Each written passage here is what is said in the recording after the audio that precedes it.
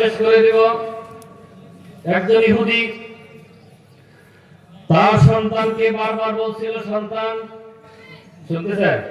শেষ আলোচনা। সন্তানকে বললেন, সন্তান, তুমি রোজাদারদের সামনে যে খাবার খাচ্ছ, রোজাদারদেরকে কষ্ট দিচ্ছে, এটা করবা না। ইহুদি বারবার সন্তানকে না করার পরেও মুসলমান রোজাদারদেরকে ওই ইহুদির সন্তান, ইহুদির ছেলে কষ্ট দিচ্ছে। হঠাৎ করে একদিন ইহুদি তার সন্তানের শরীরে চর মারলেন, আঘাত করলেন। কান্না করেছে, কষ্ট পেয়েছে ঠিক, কিন্তু ইহুদি হওয়া সত্ত্বেও রোজাদারদেরকে সম্মান দেখাতেন। রোজা রাখুক আর না রাখুক সম্মান দেখাতেন। কিছুদিন পরে ওই ইহুদি ব্যক্তি কিংবা অগ্নি পূজক, দুই কিতাবে দুইটা লিখেছে, অগ্নি পূজক অথবা ইহুদি, ওই ইহুদি মারা যায়, দুনিয়া থেকে চলে যায়।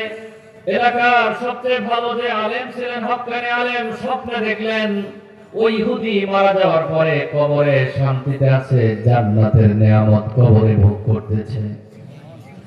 আলেম জিজ্ঞেস করলেন, ও ভাই ইহুদি, স্বপ্নের ভিতরে জিজ্ঞেস করতেছেন, ভাই ইহুদি, তুমি না ইহুদি ছিলে, মুসলমান হওনি, কিন্তু জান্নাতের নিয়ামত কবরে তুমি কিভাবে ভক্ষণ করতেছো? তুমি জান্নাতে কিভাবে নিয়ামতের অধিকারী হলা? ইহুদি স্বপ্নের ভিতরে আলেমকে বলতেছেন, এর একটি মাত্র কারণ, সেটা হচ্ছে আমার সন্তান যখন রোজাদারদের সামনে প্রকাশ্যে খাবার খেত, আমি না করতাম, আমার সন্তান শুনতো না।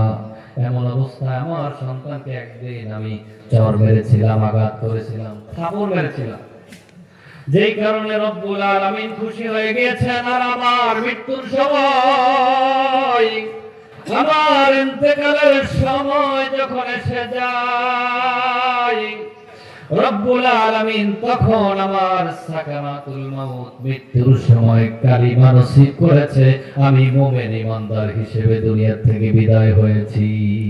সুবহানাল্লাহ। সূরাতে নেকা গুজি, সূরাতে নেকা গুজি, সাদা শাওয়ি, নারে দুজখরা যে খোদ হিরমা কুলি। আল্লাহু আকবার। এজন্য সম্মান করতে হবে। আপনি ইবাদত করতে পারেন না না পারেন কোন কারণে, বিশেষ কারণে, কিন্তু ওটাকে অস্বীকার করা যাবে না, ওটাকে ক্রিটিসাইজ করা যাবে না, ওটাকে ছোট করে দেখা যাবে না, এবং বেইজ্জতি, বেসম্মানি যেটাকে বলা হয়, এটা করা যাবে না। আল্লাহ আমাদের তৌফিক দান করুক। মাহে রমজানের রোজাগুলো যথাযথভাবে রাখার তৌফিক দান করুক। মা বোনরা যারা কথা শুনতেছে তারা বলবে, আমাদের জন্য কিছুই বলেন নেই। আপনাদের জন্য সর্বশেষ ওয়াজ হচ্ছে একখানা হাদিস, 4টি কাজ যদি মা বোনরা করতে পারে